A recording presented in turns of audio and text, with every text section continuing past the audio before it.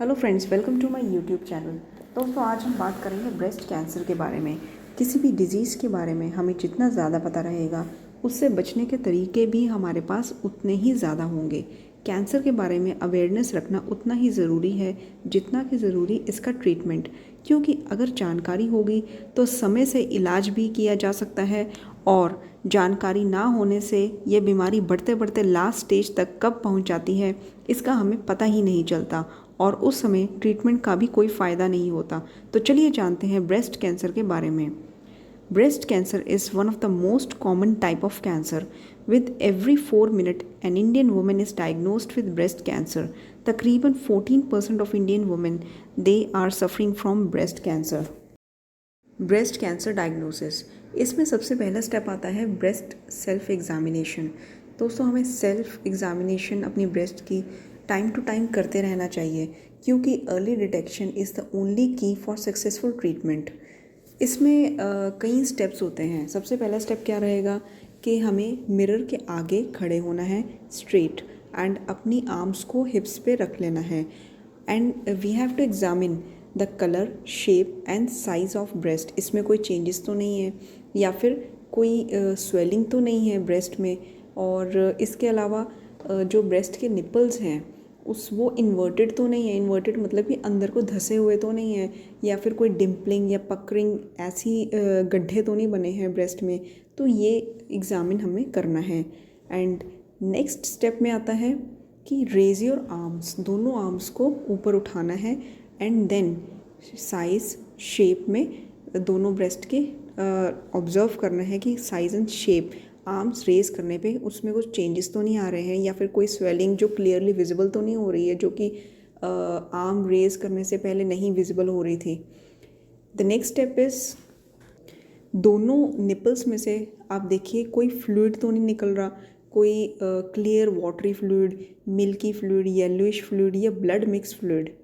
And इससे अगला step होगा कि आप लाई डाउन करके लेट जाइए और फिर अपनी ब्रेस्ट को पैल्पेट करिए, फील करिए कि ब्रेस्ट के अंदर कोई लंप या कोई गांठ तो नहीं है।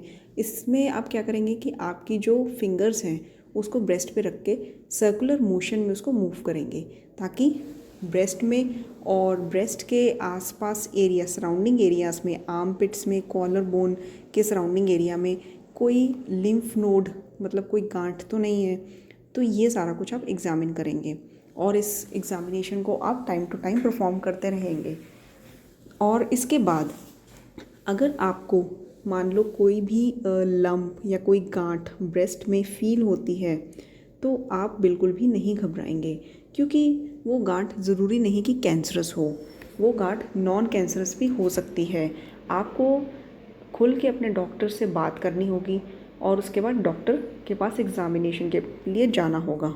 अब जब आप अपने डॉक्टर के पास जाते हैं तो डॉक्टर ब्रेस्ट को चेक करते हैं एंड आपकी आर्मपिट्स को भी चेक करते हैं कि कहीं कोई लिम्फ नोड यानी गांठ तो नहीं है। और अगर उनको गांठ मिलती है तो इसके लिए कई तरह के टेस्ट परफॉर्म किए जाते हैं पता लगाने के लिए कि वो कैंसरस है कि नहीं। इसमें सबसे पहला आता है मेमोग्राम। ब्रेस्ट के एक्सरे को मेमोग्राम कहा जाता है। ये एक कॉमन टेस्ट है जिससे ब्रेस्ट कैंसर का पता लगाया जा सकता है। अल्ट्रासाउंड, अल्ट्रासाउंड इसके अलावा मेमोग्राम के अलावा अल्ट्रासाउंड भी किए जाते हैं, जिसमें साउंड वेव्स प्रोड्यूस होती हैं जो डीप जाके ब्रेस्ट टिश्यू की एक इमेज हमारे सामने लेके आती हैं।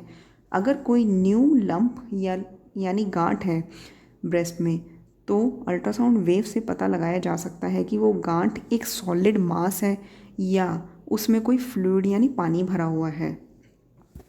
नेक्स्ट आता है बायोप्सी। आज की तारीख में दोस्तों बायोप्सी एक कन्फर्मेटरी टेस्ट है जो ब्रेस्ट कैंसर डायग्नोसिस के लिए यूज़ किया जाता है। एक स्पेशल नीडल का यूज़ होता है इसमें, एंड ब्रेस्ट के जिस एरिया में जो लिम्फ नोड या गांठ है वहाँ तक इस नीडल को ले जाया जाता है with the help of x-ray machine guidance.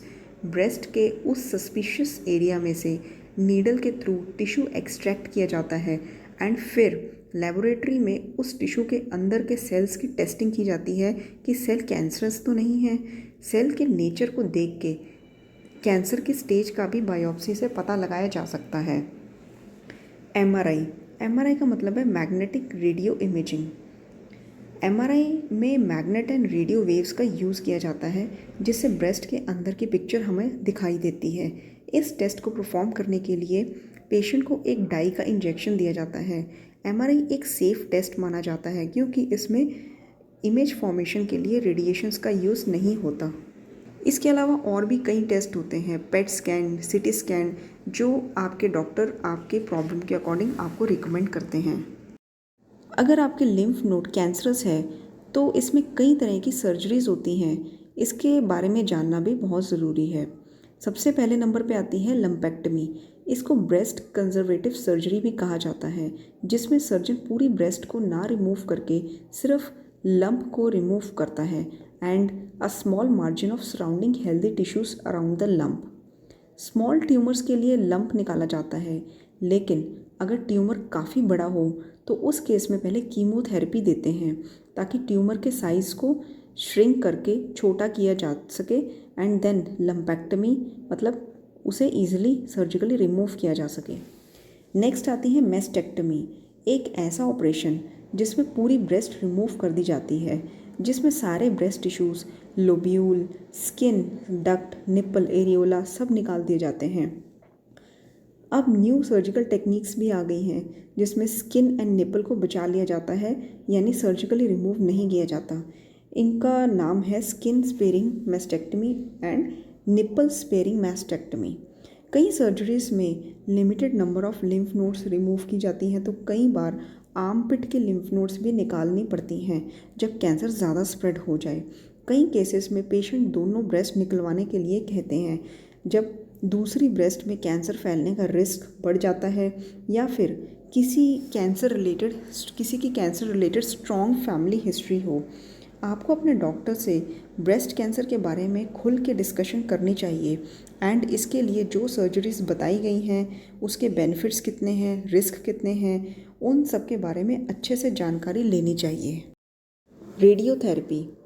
Radiotherapy में हाई पावर्ड बीम्स यानी कि किरणें दी जाती हैं पेशेंट के अफेक्टेड एरिया को। ये रेज होती हैं x-rays and protons. These rays they kill cancer cells. कई केसेस में रेडियो एक्टिव मटेरियल को प्लेस कर दिया जाता है बॉडी के अंदर। इस प्रोसीजर को हम कहते हैं brachytherapy. Radiations of whole breast commonly lumpectomy के बाद की जाती है सो दैट कैंसर के स्प्रेड होने के चांसेस ना रहें। इसके अलावा रेडिएशन होल चेस्ट वॉल को, मतलब पूरी चेस्ट वॉल को भी दी जाती है आफ्टर मेस्टेक्टमी। ये जो ट्रीटमेंट होता है ये 3 days to 6 weeks तक का होता है एंड इसके जो कॉमन साइड इफ़ेक्ट्स हैं वो है थकावट बहुत जल्दी होना या फिर अफेक्टेड एरिया में सनबर्न रैशेस की तरह रैशेस हो जाने। आपका रेडिएशन ऑन्कोलॉजिस्ट डिसाइड करता है कि आपका पीरियड ऑफ ट्रीटमेंट कितना होगा and type of radiations before surgery and after surgery कब देनी है, ये सारा कुछ आपका रेडिएशन ऑन्कोलॉजिस्ट आपको बताता है। इसके बाद आ जाता है कीमोथेरेपी, मतलब कुछ ऐसे ड्रग्स जो फास्ट ग्रोइंग कैंसर सेल्स को डिस्ट्रॉय करते हैं। अगर सर्जरी के बाद कैंसर स्प्रेड होने के चांसेस हैं तो आपका डॉक्टर कैंसर स्प्रेड को रोकने के लिए कीमोथेरेपी को रिकमेंड करेगा। एंड कई बार जैसा कि मैंने पहले बताया बिफोर सर्जरी भी कीमोथेरेपी एडवाइस की जाती है जब ट्यूमर का साइज़ बहुत बड़ा हो, ताकि कीमो ड्रग से ट्यूमर का साइज़ श्रिंक किया जाए एंड फिर ईजिली सर्जिकली उसे रिमूव कर दिया जाए। इसके बाद आती हैं टारगेटेड थेरेपी ड्रग्स में ये जो कैंसर सेल्स होते हैं जिनमें स्पेसिफिक एबनॉर्मेलिटी होती है, ये थेरेपी उन कैंसर सेल्स को किल करने के लिए यूज़ होती है। फॉर एग्जांपल कई तरह के ब्रेस्ट कैंसर सेल्स ऐसे होते हैं जो एक स्पेसिफिक प्रोटीन जिसका नाम है human epidermal growth factor receptor 2 HER2 protein को प्रोड्यूस करते हैं और ये प्रोटीन इन कैंसर सेल्स की ग्रोथ में हेल्प करते हैं। तो टारगेट थेरेपी ड्रग्स क्या करते हैं, स्पेशली इन्हीं कैंसर सेल्स को किल करते हैं while sparing the healthy cells. Immunotherapy में हमारे इम्यून सिस्टम को यूज़ किया जाता है टू फाइट विद कैंसर। हमारी बॉडी में हमारा इम्यून सिस्टम अगर स्ट्रॉन्ग है बट वो कैंसर के अगेंस्ट फाइट करने के लिए सक्षम नहीं है, क्योंकि ये कैंसर सेल्स कुछ प्रोटीन्स प्रोड्यूस करते हैं जो इन इम्यून सिस्टम सेल्स को ब्लॉक करके रख देते हैं so that immune system sales जो हैं वो कैंसर्स को मार ना पाएँ। तो ये immunotherapy it works by interfering with that process. When you have triple negative breast cancer means that the cancer cells don't have receptors for the estrogen, progesterone or HER2. Then immunotherapy को chemotherapy के साथ combine करके एक option हो जाता है treatment के लिए to treat advanced cancers that spread to other part of the body. Screening test. दोस्तों, हमें डिज़ीज़ का हमेशा तब पता चलता है जब हमारे बॉडी में उस डिज़ीज़ के सिम्टम्स आते हैं, लेकिन बहुत सारे डिजीज़ेस एसिम्टोमेटिक भी होते हैं. मतलब डिज़ीज़ हमारी बॉडी में है लेकिन उसके रिगार्डिंग लक्षण नहीं है हमारी बॉडी में, तो हमें पता ही नहीं चलता कब वो डिज़ीज़ हमारी बॉडी में काफ़ी हद तक बढ़ जाता है. तो ऐसे केस में स्क्रीनिंग टेस्ट किए जाते हैं for early detection, means finding and diagnosing a disease earlier than you wait for the symptoms to start.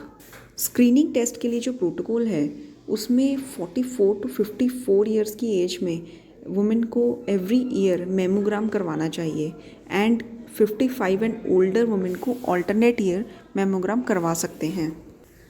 Mammogram is comparatively a low dose X-ray of the breast.